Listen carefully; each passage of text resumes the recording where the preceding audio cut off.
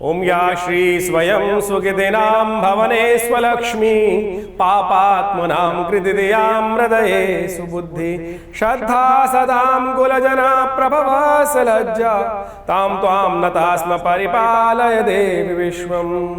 नमो नमस्ते स्फटिक प्रभाय सुश्वेतहाराय सुमंगलाय शुभाधस्ताय सनातनाय जलादिनाथाय नमो नमस्ते।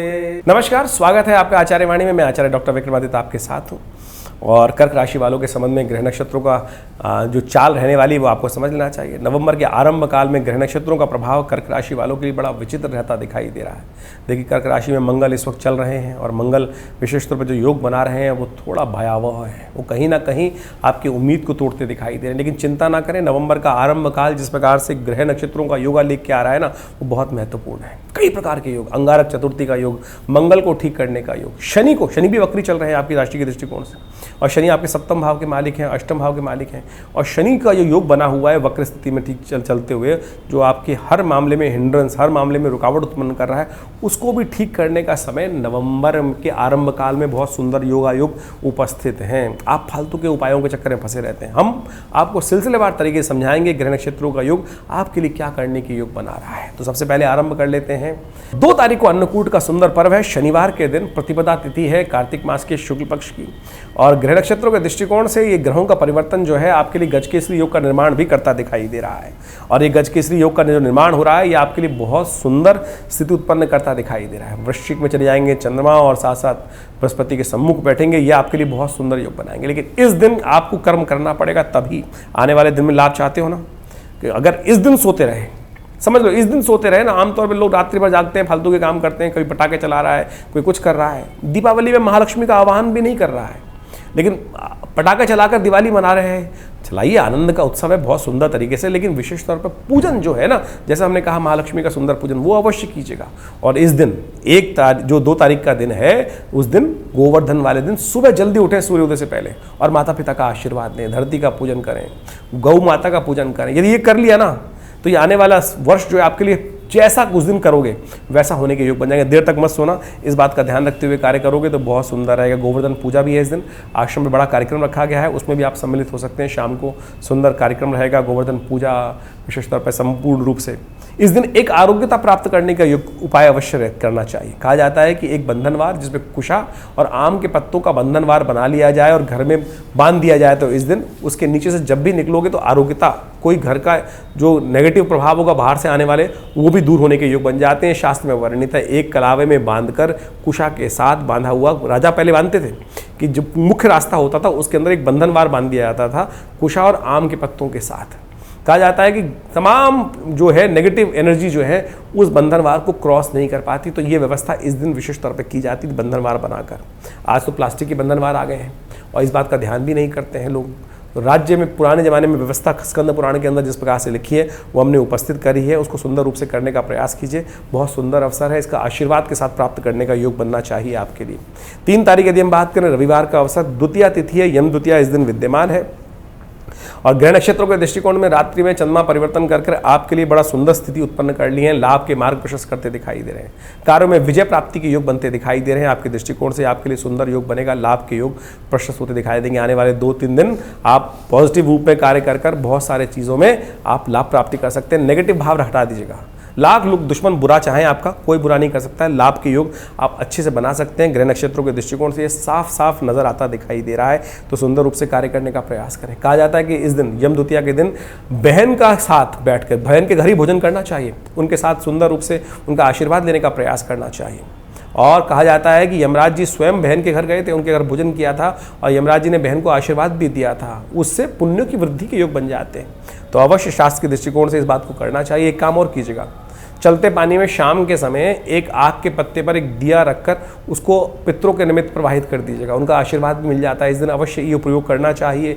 शास्त्र के दृष्टिकोण से अलाएं बलाएं सब दूर हो जाती हैं, ये अवश्य करने से शास्त्र में कष्टों का निवारण लिखा गया है। 4 तारीख सोमवार का अवसर, तृतीया तिथि, और इस दिन सर्वार्थ सिद्ध योग का निर्माण हो रहा है जो सुबह करीब 8:30 बजे तक है। तो नए कार्य आरंभ करने के लिए मुहूर्त बहुत सुंदर रहेगा। नई शक्ति के साथ दीपावली की जो आपने पूजा की, आराधना करी, उसकी शक्ति को प्राप्त करने का सुंदर अवसर है। गजकेसरी योग निर्माण हो रहा है, तो इसको पूरी तरह से करने का प्रयास करिए। ग्रह नक्षत्र आपके लिए बड़े सुंदर दिखाई दे रहे हैं, जिस काम में भी हाथ डालोगे बहुत अच्छे से लाभ प्राप्ति के योग अवश्य बन सकते हैं, लेकिन हिम्मत करनी होगी। मंगल कमजोर है, मंगल को ताकत यदि दे दी तो बिल्कुल बहुत सुंदर हो जाएगा, नहीं तो 4 महीने तक मंगल आपका पीछे छोड़ने वाला नहीं है।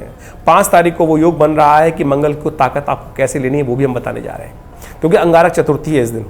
चतुर्थी और मंगलवार का योग होने के कारण से ग्रह परिवर्तन कर जो योग बना रहे हैं वो आपके लिए बड़ा सुंदर योग बनाते दिखाई दे रहे हैं। अंगारक चतुर्थी जो होती है मंगल को ताकत देने के लिए, मंगल जैसा हमने कहा ये आपको डिप्रेशन में ले जाने के योग बना रहा है आने वाले 4 महीने तक। फरवरी तक इस प्रकार के योग बने हुए हैं, तो मंगल को लगातार ताकत दीजिएगा। हो सके तो इस दिन अवश्य हनुमान जी का पूजन करें, सुंदरकांड का पाठ करें। इसी मुहूर्त को समझते हुए हमने विवेकानंद योगाश्रम में सुंदर कार्य रखा है, सुंदरकांड का पाठ रखा है, हनुमान मंगल ग्रह शांति को ताकत देने के लिए यज्ञ रखा है। आप उसमें सम्मिलित हो सकते हैं। शाम को 5 बजे से यज्ञ रहेगा और रात्रि में भंडारे के साथ सुंदर कार्यक्रम चलेगा। अवश्य इसमें सम्मिलित होइए और उस दिन ग्रह नक्षत्रों को ठीक करने का सुंदर अवसर है। छठ का भी सुंदर पर्व आरंभ हो रहा है इस दिन, सूर्य को ताकत देने के लिए। देखिए इस नवंबर के महीने में ग्रह आरंभ काल में यदि हम देखें तो शनि महाराज वक्री है, मंगल नीच के, सूर्य नीच के, तो कई ग्रहों को ताकत देने के योग जो बन रहे हैं वो हम आपको सिलसिलेवार तरीके से समझा रहे हैं। तो उनको ताकत दिया तो उपाय कर लिया, नहीं तो लोग फंसे रहते हैं अननेसेसरी के छोटे मोटे उपाय करने के लिए, पैसे खर्च करने के लिए। हम इस कार्यक्रम के माध्यम से आपको जो भी उपाय बताते हैं वही हींग लगे ना फिटकरी रंग चोका हो, भगवान के समक्ष कर्म की आवश्यकता है। कर्म सही दिशा में यदि आपने कर लिया तो संपूर्ण प्रकार से कल्याण के योग बन सकते हैं। अंगारक चतुर्थी बड़े सुंदर योग है, शायद किसी ने आपको बताया नहीं होगा, हमने इस कार्यक्रम के माध्यम से आपके समक्ष ये सब बातें रखी। नए कार्य आरंभ करने के लिए दिन अच्छा नहीं है, क्योंकि भद्रा का योग है। करीब करीब 11:50 से लेकर रात्रि में 12 बजे तक योग बना हुआ है, जो कहीं ना कहीं विघ्नों को उपस्थित करेगा। तो नए कार्य इस दिन ना करें, वो अच्छा रहेगा आपकी। 6 तारीख बुधवार का अवसर, षष्ठ विशेष तौर पर पंचमी, सौभाग्य पंचमी का योग बन रहा है और ग्रह परिवर्तन का योग बना रहे हैं। धनु राशि में शुक्र का परिवर्तन करने का योग भी बनेगा।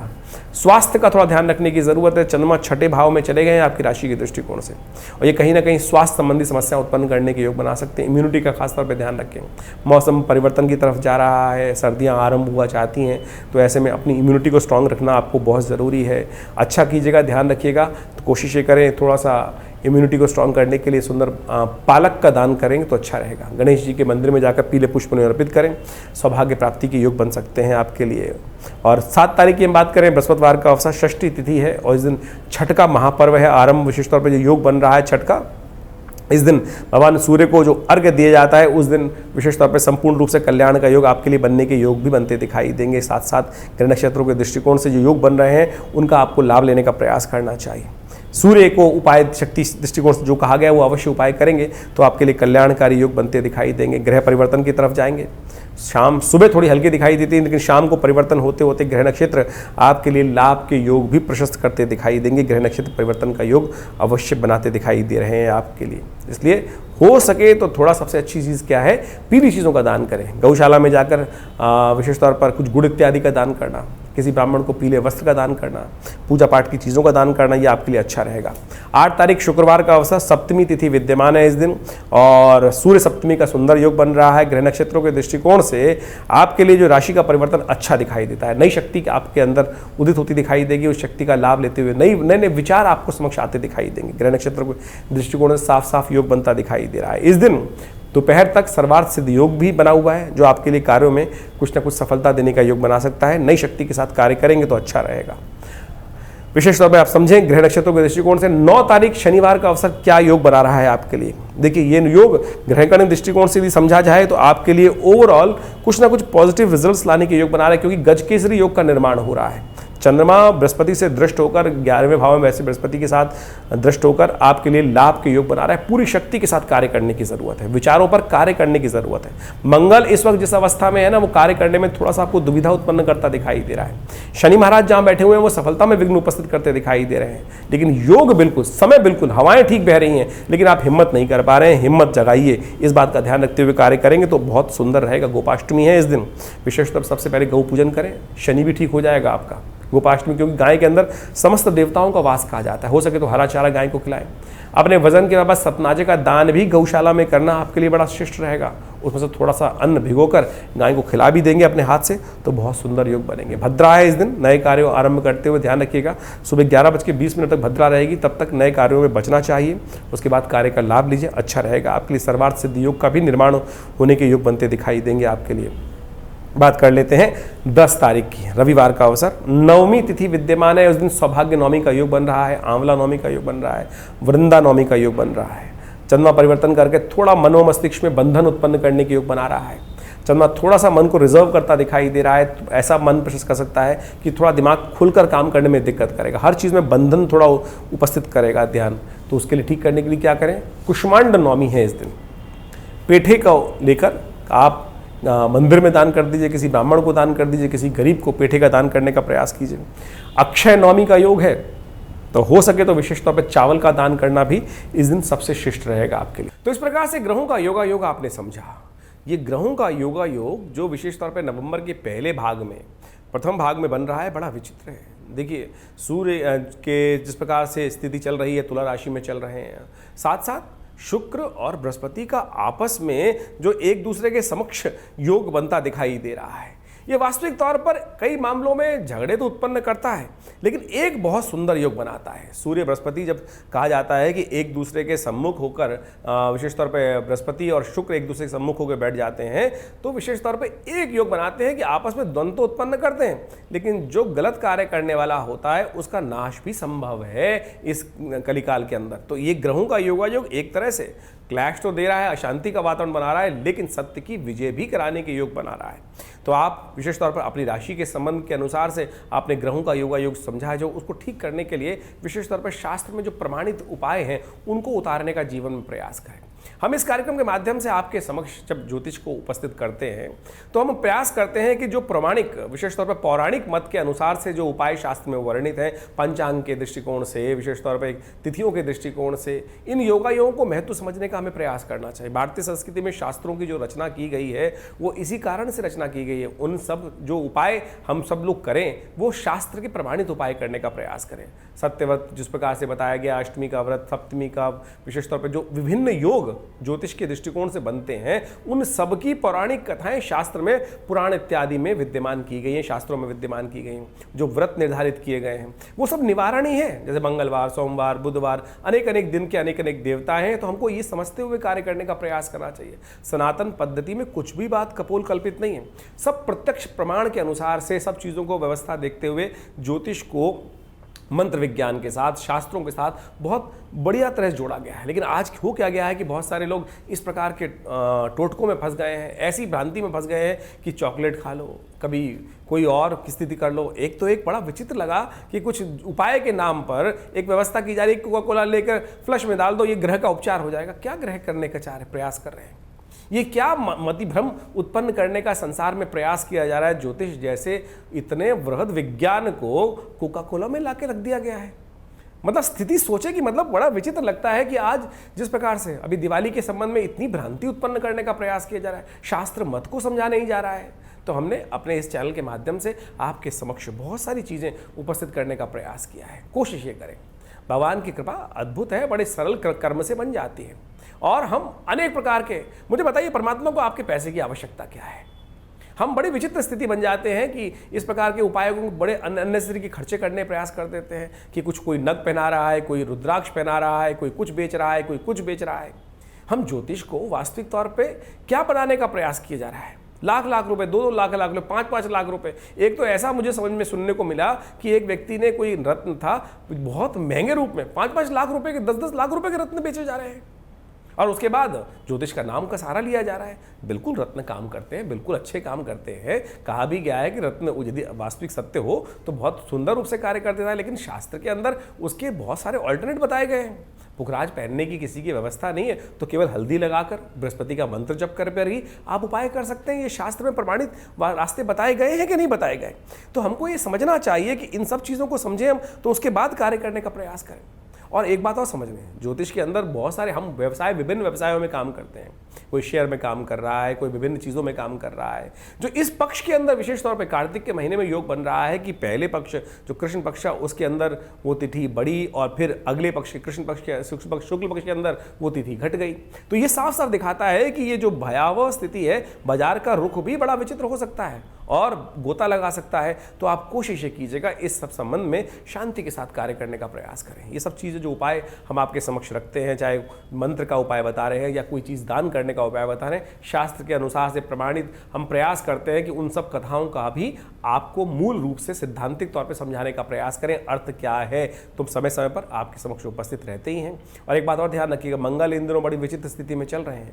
मंगल का योग कर्क राशि में जो योग बन रहा है, नीच के होकर मंगल स्थित हो गए और काफ़ी लंबे समय तक ये मंगल योग बनाने वाले हैं। ऐसे में विश्व के दृष्टिकोण से तो ये भयावह स्थिति बनती है। कोई भी दुस्साहसपूर्ण कार्य बहुत सारे गलत लोग कर सकते हैं, गलत तरफ दिमाग चल सकता है, दुस्साहसपूर्ण कार्य हो सकता है। तो ऐसे में मंगल का लगातार आप उपाय करने का प्रयास करें। और इन समस्त कार्यों के लिए हमारे आश्रम में विभिन्न समय पर विभिन्न प्रकार के यज्ञ समय समय पर चलते रहते हैं। आप सब लोग उसमें भी सम्मिलित हो सकते हैं। रविवार को जो बड़ा कार्यक्रम होता है, कोई फीस नहीं ली जाती आश्रम में। आश्रम की तरफ से ये समस्त यज्ञ इत्यादि कार्य जो है विभिन्न कार्य समय सब चलते हैं। आप यदि रविवार वाले यज्ञ में बैठना चाहें तो सुबह 8 बजे से लेकर करीब करीब 10 बजे तक भंडारे के साथ सुंदर कार्यक्रम रहता है। आप उसमें सम्मिलित हो सकते हैं। भगवान भगवती के सानिध्य में बैठ सकते हैं। माँ भगवती की सुंदर शिव विग्रह, जो चमत्कारी शिव विग्रह 1947 में मुल्तान से यहाँ पधारा, उनके सानिध्य में, जिनकी फोटो अभी आप हमारे इस वीडियो के माध्यम से देख भी रहे होंगे। तो ये भगवती का शिव विग्रह 1947 में 500 साल पुराना भगवती का शिव विग्रह है जो आश्रम में प्रतिष्ठित है। उन्हीं के सानिध्य में विभिन्न प्रकार के कार्यक्रम, गौशाला इत्यादि, विभिन्न हॉस्पिटल के जो विवेकानंद हॉस्पिटल है, योगा प्राकृतिक चिकित्सा आयुर्वेद का हॉस्पिटल है, वो कार्य कर रहा है। विभिन्न लोग जो विभिन्न पैनल्स पे हैं, भारत सरकार के, दिल्ली सरकार के, एनडीएमसी के, दिल्ली पुलिस के, विभिन्न सरकारी ऑर्गेनाइजेशंस हैं, वो भी आकर यहाँ पर अपना इलाज पैनल पे होने के कारण से कराते हैं। तो आप भी हमारे इस संस्थान से जुड़ें और संपूर्ण रूप से आध्यात्मिक कार्यों को हम आगे बढ़ाने का प्रयास कर रहे हैं। आशा करते हैं आप भी इसमें सुंदर रूप से जुड़कर लाभ लेंगे और विवेकानंद योगाश्रम के साथ जुड़े रहेंगे।